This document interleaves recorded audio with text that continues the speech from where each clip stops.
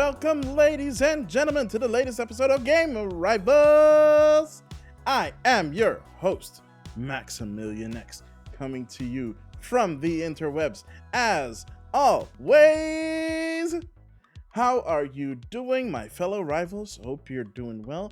Hope you are having a fantastic Zelda week. Yo, it is almost time. If you're listening to this as this episode drops, it is only a few days till Tears of the Kingdom. And if you're listening to this on the day of Tears of the Kingdom, whoop whoop, let's go! Let's build some mechs, baby! Can you tell that I'm excited? I am so excited. It has been 6 years since Breath of the Wild graced our brand new Nintendo Switches and showed us a world of possibilities when it comes to open world gaming, or as Nintendo likes to call it, open air gaming. And let me tell you, there are so many cool things that we can look forward to in Tears of the Kingdom. If you have not seen any of the preview stuff, the final trailer, the launch trailer for Tears of the Kingdom, I applaud you. That takes a lot of effort and a lot of courage to avoid that stuff. I have not checked the previews because I want everything else to be a surprise. Um, Unfortunately, one of the things did get kind of spoiled. Well, not so much spoiled as it was confirmed by something that was in the final trailer that I was like, oh, is it that? And I was like, oh, it is exactly that.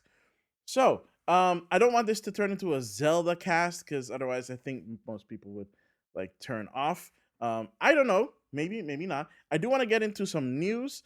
And before I actually even go into the news, I will, of course, will be live streaming this. If you're listening to this on the day of release of the podcast, I will be streaming this on Friday. I'll probably start from 1 p.m.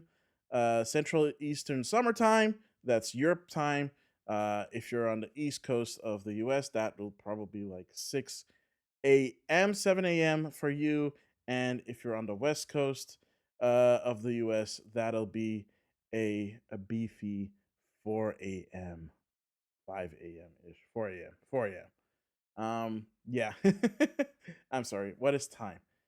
This is why I always use the term happy time zone to people so that they all know that okay, yeah, we are all people scattered across the globe, and doing our gamer things and of course our normal things as well.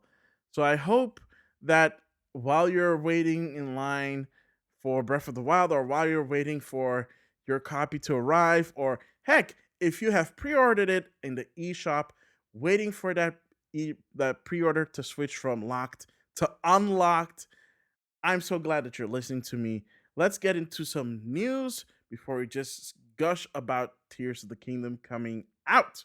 So, there is some news to talk about. This is not going to be that long of an episode because there's not that much significant news that's coming out. It's a little bit on the quiet side as we are ramping up to Summer of Games, not E3 anymore. We're ramping up to Summer of Games. Rest in peace, E3. Hopefully, we'll see you again next year. But if not, then it's been a good run. It's been a good run. Long live E3 and welcome to our Summer of Game Overlords. um, so yeah, there's a couple of things that I wanted to touch upon, which I'm have to double check really quick here. But yeah, so a few things that happened like in the past couple of weeks. So we've been talking about the Activision Blizzard buyout by Microsoft for $69 billion. That's supposed to be on its way and is being reviewed by regulators all over the world. A lot of regulators have already given it the go ahead, except for one, and we have finally gotten their answer. This is, of course, I'm talking about the CMA in the UK. They have said, well, I mean, if we're gonna go a little bit meta, they have spoken, and it ain't good. It ain't good at all. they have they have denied Microsoft their blessing, disputing that everything is fine, everything that they set up is okay, except for that Microsoft would then have a monopoly on cloud gaming. Now, if you've listened to the podcast before, I've been touting my my what's the word I'm looking for? My pleasure, or well, my satisfaction. Oh gosh, that sounds really weird. Don't clip this. Oh gosh, wait, that's Twitch talk.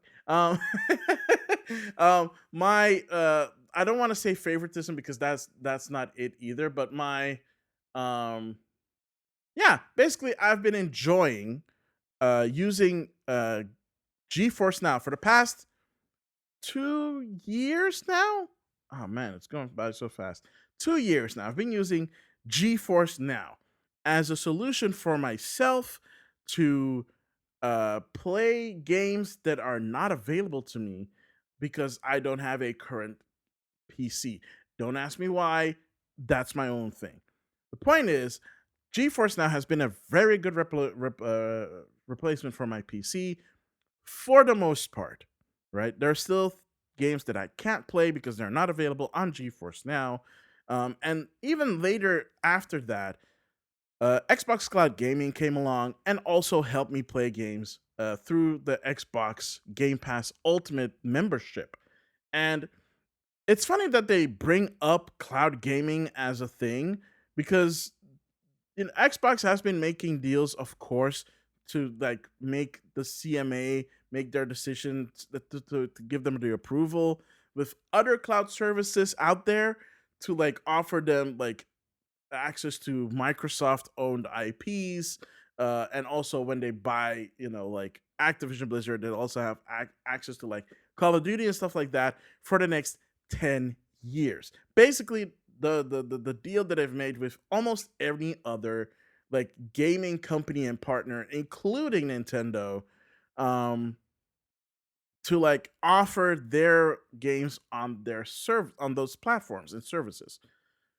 They did the same thing for Steam and so on and so forth.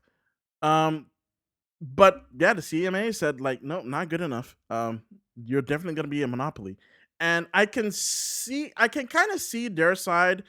It is just their reasoning makes no sense in like the current state of like game streaming. For example, I just talked about GeForce Now. GeForce Now requires you to own the games in advance. And even then, unless the game is supported on GeForce Now, you can't play it on GeForce Now. Some require you to actually play on PC because you require a keyboard and mouse. Some you can use like on like your smartphone or your smart tablet and play with like digital like controls, stuff like that. But like those are still kind of restricted. And even Microsoft's own Xbox Cloud Gaming is pretty restricted. Not all games on Game Pass are available through the cloud gaming service. So, I mean, yeah, if they add Activision Blizzard, they're definitely going to get a huge bump out of that. There's no doubt about that. But that doesn't mean that they're a monopoly. It might make it a bit harder for others to compete, but GeForce Now has been doing just fine. And I know that there are some others out there in the works that are out there right now, smaller ones for sure, for sure. I mean, they're not going to come out of the gate and be big right away, right? But that doesn't mean that they're not going to stop trying. That doesn't mean they're not going to stop doing what they do. That is how competition works. And if anything, there are still a lot of people that don't have like great internet connections. We here in Europe, we tend to have pretty decent internet. Can't complain. I myself have a 1 gigabyte up and down fiber. For example, right? You don't have that everywhere, and heck, I'm pretty sure that the people at Microsoft, like freaking Phil Spencer, is aware of this fact, especially in the US, where you still have rural areas where the internet is kind of non existent or very crappy in this day and age, which is normal for them. And that is still super weird for me. But yeah, there are places, even in our modern day, that still doesn't have great internet, despite that you think, oh, that country should have that. Like, not all countries have access to that kind of stuff. So if you're gonna cite that, oh yeah, they're gonna have a monopoly on cloud gaming, maybe check out if cloud gaming is like the end all be all as people tend to make it out to be. I'm not saying that um I'm not saying that their decision is bad or anything. I am not going to go into the intricate details of that. I am not that kind of person. But what I will say is this: if like it at least made sense when they were like, "Oh yeah, they're going to be big because they're going to have all these IPs and stuff." That made a lot of sense. The whole cloud gaming thing, it almost kind of feels like they're grasping at straws. And now here's the part where it gets interesting. So Microsoft has hired a new lawyer to appeal the case that appeal the CMA decision. This guy has appealed cases, uh, has appealed and has decisions overturned before when it comes to um, like tech related stuff in like Europe. I don't have his name right now. It's a whole thing. But yeah, apparently this dude is really friggin' good. Um, so people have said, well, once the CMA has made a decision, having it appealed and overturned is nigh on impossible. Um, just because it seems impossible doesn't mean it is absolutely impossible. That still means that there's a chance for it being overturned. And when they have a powerhouse lawyer to take care of that, who's to say, right? Who's to say? I don't know what's gonna happen. We'll see. This is definitely gonna take a couple of months for it to go through. And yeah, it's kind of crazy. But as always, I will keep an eye on this. And whenever new development comes out, you'll be sure to hear about it here on Game Rivals. Um, moving on, a little bit, okay, a little bit weirder news, or at least news that I don't think talk a lot about on the podcast. Pokemon, or to be more specifically, the Pokemon trading card game online. The online version of the Pokemon trading card game has been around for, I want to say, at least 15 years. It's gotten a lot of updates, but I'm gonna be completely straight and honest with you. I never really liked the online version. It was always kind of, well, not broken. It worked, but it really had like the design mentality of like turn of the millennium, like early to like mid 2000s, like 2005, like design, and they never really strayed away from that.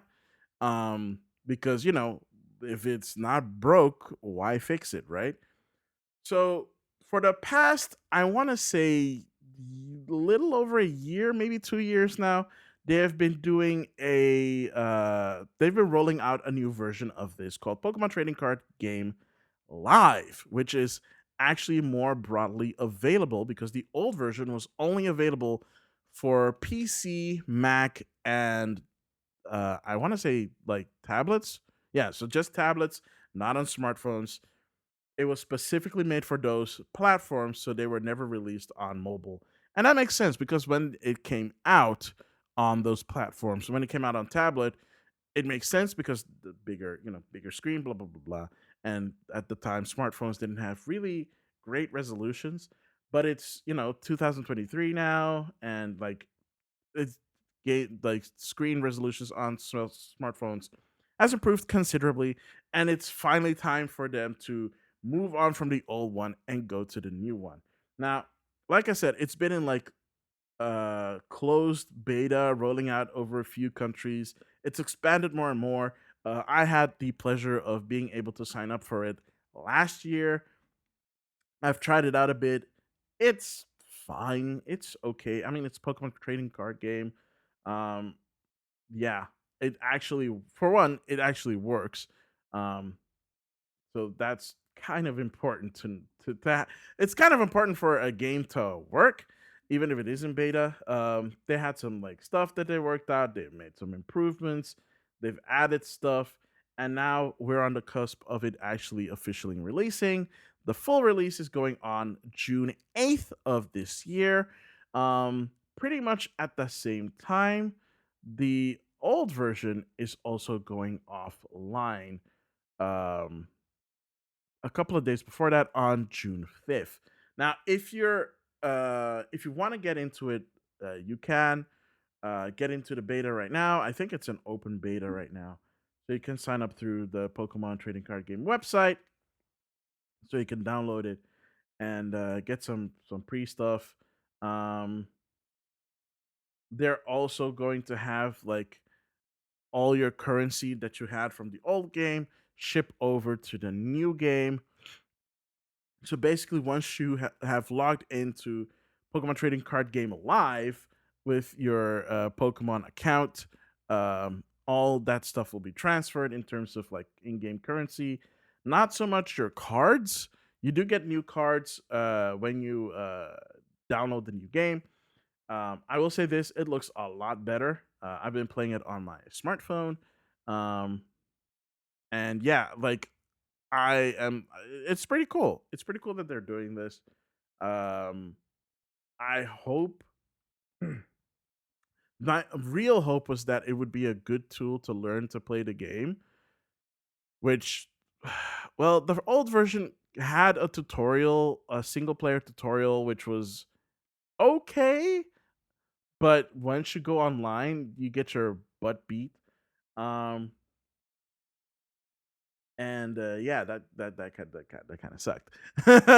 Like people that have been playing the trading card game for forever will come in and will meta yo ass out. um so yeah, so just be aware of that. There is also now a, I think the old one had that too. There was kind of a battle pass in the old version. The new version has that as well. Um, but a little bit more modernized. Like the old one was literally free, like you didn't have to buy into it. The new one is like every other battle pass. It makes sense. And it still works the same way as the old one, where if you buy physical cards, you get the code that comes with the physical cards that you fill into the game, and it'll generate like a digital booster pack that is not necessarily the same as the cards that you got physically, because how would they know? Um, but it does allow you to, like have like collect digitally as well as physical, which has always been a really cool thing that the Pokemon TCG has done, to like boost the sales of Pokemon cards. Apparently Pokemon trading cards are very hard to get in Japan right now. I don't know if the TCG Live is part of that or if that's just a normal thing. I have no idea. I don't buy Pokemon cards traditionally, at least anyways. I always try to unlock cards in the online game. And I will continue to do so with the new Pokemon trading card game Live. Um the next thing I wanted to talk about, and I don't think people would be disappointed when they hear this news, but Marvel's Midnight Suns was supposed to come out for PlayStation 4, Xbox One, and Switch later this year. It seems that Firaxis has scrapped the Switch version, and I will say this: I am a little bit disappointed because I wanted to play Midnight Suns on the go. It feels appropriate since it's a turn-based strategy game. It makes sense. Um, Fire Access 2K have not said why they canceled it, just that it's canceled. It's no longer planned. Maybe someday we'll find out why. But at least the PlayStation 4 and Xbox One version are coming out for those still on those platforms. If you're still on those platforms, hey, you're getting a pretty good, decent game. Um, at least it's something to look out for. But if you're a Switch gamer only, that's another disappointing mark. Um, yeah. So I don't know what's gonna happen with that one. Anything? Yeah. So this is gonna be a really awkward transition because you know um how am I gonna transition into this? I can't. Final Fantasy 16 has been banned in Saudi Arabia. People don't really know why exactly it's been banned in Saudi Arabia, but then again, if you were a betting man, you could probably bet on the usual suspects of abundance of things as to why they would ban Final Fantasy 16. One of the reasons that people are thinking is because there's an LGBTQ character in there. Um, I don't know how prominent this character is, or how prominent the scenes are for this character. But yeah, apparently Saudi Arabia was like, "Hey, you have to change this, or this game gets banned." And and Square Enix basically said no. We're not gonna comply because it is part of it's the part of the game's story, and we stand by the story. But I'm giving it a little bit of hyperbole, but that's pretty much what that is. um it's not the first time something like this has happened before. um they previously banned The Last of Us Part 2 due to the same reasons, with the relationship between Ellie and Dinah. Dina? Dinah? Dina? Dina.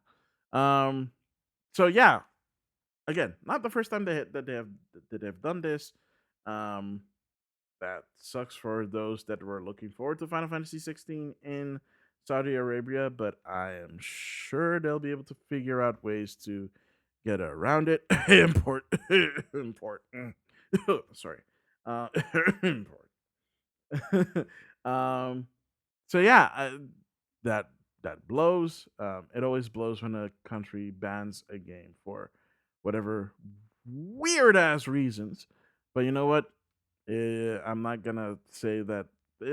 Here's the thing: if they want to ban it, that's fine. It just kind of sucks for the people like that have nothing to do with these decisions that get affected by this, right? That is my main takeaway from this. It's like it sucks that they did it. I noticed that their prerogative to do so. It doesn't change the fact that it sucks. But um, moving on from that, do you know what really sucks? When you pretend to make art that was made by AI and say, "Oh, look, this was made by AI." And then being like, "Oh no, the joke is that it was actually made by AI." And then basically blindsiding the developers and the artists working on said game with this news. Yeah, that's pretty much what the publishers for System Shock Prime Matter has done by showing an AI image of the character in System Shock. This was AI generated, and yeah, they posted this on their Twitter, thinking that they were really friggin' smart. Um, so the quote goes from the official System Shock Twitter: "Look at you, hacker, a pathetic creature of meat and bone. Your body weak, fragile. How can you challenge a perfect machine? Imagine, how would my immortal body look like? Designed by an immortal machine and an immortal and by an immortal machine for an immortal machine." Jeez, that's a sentence. Yeah, and they posted an image, which clearly looks like it's aping the System Shock art style, generated by AI. Yeah, needless to say, the fans did not take this well. The backlash was almost direct. Um, and the developer Night Dive Studios um, clarified later that they had no involvement with this. I honestly would not believe that they would. That would be very tone deaf because it is. Um, And yeah, they were also not that happy about it, because yeah, um, they had to pretty much clarify that they weren't involved in it. Quoting the Drive director of business and development, Larry Kupperman, quote, the Twitter account is not controlled by Night Dive. The original and subsequent posts were made by Prime Matter, end quote. I want to know who at Prime Matters like PR thought this was a good idea. I mean, it would be funny if you said it was made by AI, but it was actually made by a human being, because at least then you're being meta. This is not being meta. This is just being undermining and, like, quite frankly, very scummy. Not just towards the developers and the artists who work their asses off for this, but also the artists that this art freaking probably aped from using AI, and the fans that had to wake up to this crap on Twitter. Good job, Prime Matter. That's a way to promote your flippin' game about the freaking AIs taking over the world and you being a hacker in that. I legit do not understand why they thought this was a good idea. I do not. It makes no sense to me. Um, it is super weird. It is super weird. I really hope no. You know what? Even if I hope that it doesn't happen anymore, I bet you dollars to donuts it's gonna happen more than we are probably willing to gosh darn admit. So yeah, I just look. If you want to be that way. But like, keep it out of our freaking video games and stuff, and like, just let the artists, the actual creators, do their job, and let them do their job as they gosh darn will please, and like get them compensated for that stuff for real.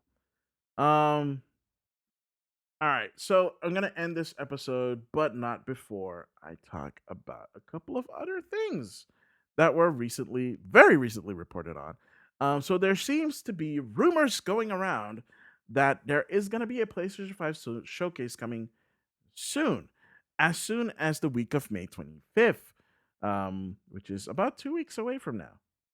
This was reported by Jeff Grubb from Giant Bomb. Um, and well, Jeff Grubb has been pretty on the ball with a lot of rumors, and I, I'm not gonna say that this is like, it's not like he's been 100% accurate. No human can be, but this seems to at least fall in line of what with PlayStation would do around this time. Um, I don't think we had I think we had a showcase around this time, well, not this time, but like around May ish last year. Maybe not. Maybe we didn't. I think we had one before the E3 digital event last year. Um, so it would make sense if they do something before Summer Game Fest, because PlayStation likes to like bang their own drums when essentially whenever they can. Um,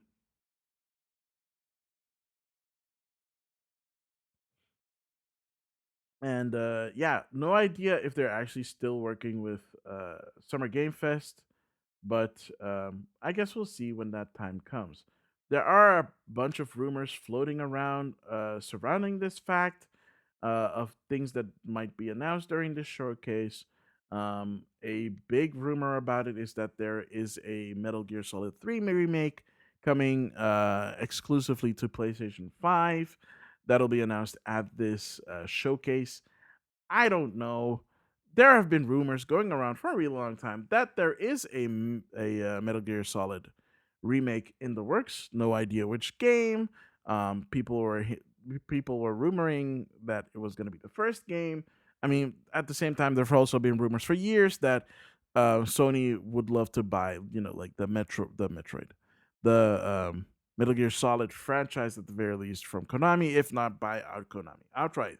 But considering that Konami is actually putting an effort in making games again, they might do it to prop themselves up for a sale, but they also might do it because they want to get back into the gaming biz proper, after the colossal failure that was Metal Gear Survive, and well, the football thing that was supposed to take over Pro Evolution Soccer and was also a big fat dud. So looking forward to that. Hopefully it is true and we get to see some cool announcements coming from PlayStation.